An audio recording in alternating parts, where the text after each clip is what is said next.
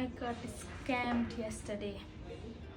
मान्छेले यस्तो कुरामा नि को स्क्याम भएर आउँछ भन्छ कि म भएर आउँछु।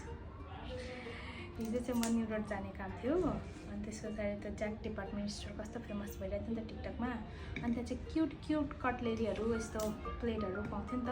अनि म पनि ल्याउनु पऱ्यो एउटा यस्तो भिडियोमा हेर्दा एस्थेटिक देखिन्छ नि भनेर लिनु गएको है। लिनु त गएँ नि 2-3 दिन अगाडि भिडियो टिकटकमा लाइक लोकेसन भिडियो हेरेको थिएँ क्या त्यसको। तर मैले त्यहाँ गएर त अर्को अपोजिट डिरेक्सनमा गएछु। जान्छु त्यही जमलको त्यो ब्रिजदेखि अलिक साइडमा हो मात्रै हो नि त त्यो डिपार्टमेन्ट स्टोर। तर म त्यो पुलको यतापट्टि साइडमा यता लाइक रत्न पार्कदेखि जाँदा कता भयो राइटतिर जानुपर्ने, म चाहिँ लेफ्टतिर पुलदेखि तल गएर जान्छु अगाडि त्यो पासपोर्ट अफिस समथिङ त्यस्तो आउनु आँटिसक्यो तर म पुगिनँ। अनि त्यसपछि मैले घरबाट चाहिँ म्याप गरेको थिएँ है। अनि आजकल अफलाइन म्यापमा पनि त्यो मान्छेवाला हिँड्नेवाला देखाउँदैन नि त, गाडीवाला मात्रै देखाउँछ। अनि मलाई कि यो बिग्रियो लोड भएको छैन होला बिग्रियो होला भनेर चाहिँ मैले के अरे एउटा दोकानमा गएर पानी किन्छु भन्ने मेरो इनिसियली थट थियो क्या। त्यहाँनिर अनि वाइफाई माग्छु अनि अनलाइनबाटै पैसा दिन्छु मसँग क्यास भए पनि भनेर सोचेँ। अनि एकछिन त हो एउटा गुगल म्यापको काम हो भनेर मैले गएँ।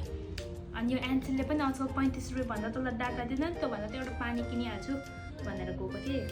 बट मैले त्यहाँ चाहिँ फ्रुट सपमा गएँ क्या त्यस पछाडि। अनि त्यस पछाडि सोचेँ अब के कोल्ड ड्रिङ्क्स खानु के पानी खानु बरु एउटा नरिवल पानी खाइदिन्छु भनेर सोचेँ। अनि त्यस पछाडि दाइ के अरे एउटा नरिवल पानी लगाइदिनु भने। अनि त्यस पछाडि त्यो दाइले लाइक मैले भन्न क्या यो छानिन क्या आफै लगाइदिनु भने अब राम्रै छानिदिन्छ होला भनेर सोचेर मैले भनेँ। अनि त्यसपछि फर द फर्स्ट टाइम नरिवल पानी किनेको मैले जिन्दगीमा। अनि मलाई त्यो दाइले सोधेको थियो क्या बहिनी यही खाने कि लग्ने हो भनेको थियो। अनि म यही खाने हो भनेर भनेको थिएँ क्या।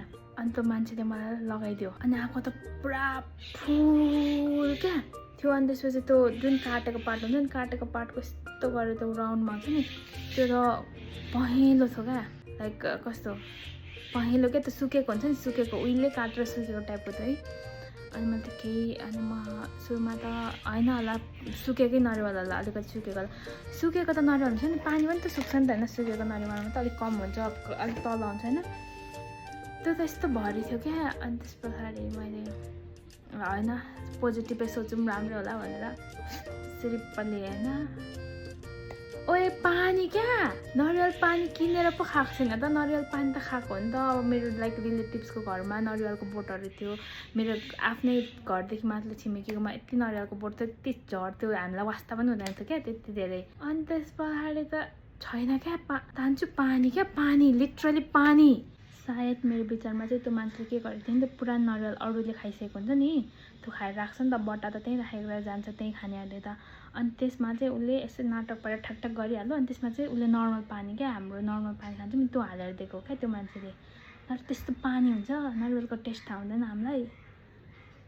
अचम्मै चाहिँ नर्मल सादा पानी क्या टेस्टलेस क्या नरिवल हल्का बिटर अनि अलिकति स्विट त्यति पनि स्विट होइन हल्का स्विटनेस हल्का बिटरनेस त टेस्ट आउँछ नि त।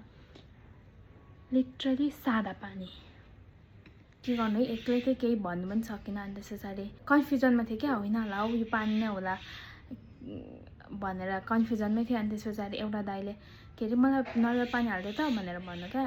अनि त्यो मान्छेलाई पनि काटेर हाल्दो अनि यस्तो हो घरमा लग्ने के खाने हो भनेर सोध्यो क्या त्यसलाई। अनि घरमा लग्ने हो भने होइन अनि त्यो घरमा लग्नेमा चाहिँ के हुन्छ नि त्यो नरिवल पानीको त्यो जुन स्किन छ नि बाहिरको त्यो हार्ड कभर निकालेर भित्रको स्किन हुन्छ नि त्यो चाहिँ नकाटिकन पठाइदिन्छ कि किनभने पोखिन्छ नि त बाटोमा।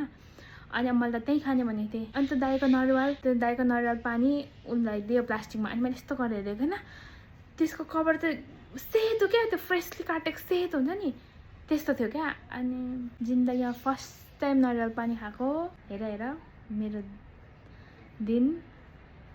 अनि म यस्तो सोचेछु कि के हो मलाई जसले पनि ठग्छ कि मसँग त्यस्तो स्टोरी त 1000 छ कि म यस्तो यति इनोसेन्ट देख्छु होइन। म त चण्डाल जस्तो लाग्छ त यार कस्तो जसले ठग्छ। अनि त्यो चोरले 200 रुपियाँको नरिवल पानीमा ठगेर कि त्यसले बिल्डिङ घर बनाउँछ त्यसलाई उयो पनि हुँदैन गिल्ट पनि हुँदैन बिचराको 200 रुपियाँको पैसा हो मैले यस्तो कहाँ गर्नु अचम्म लाग्छ यार, मलाई अचम्म लाग्छ। नेभर ट्रस्ट एनी वान क्या। त्यो दिन मैले ए दाइ यो नरिवल हो यो दिनु भनेर भनेको भाइ त्यसले दिन्थ्यो, त्यसले त्यही काटेर दिन्थ्यो।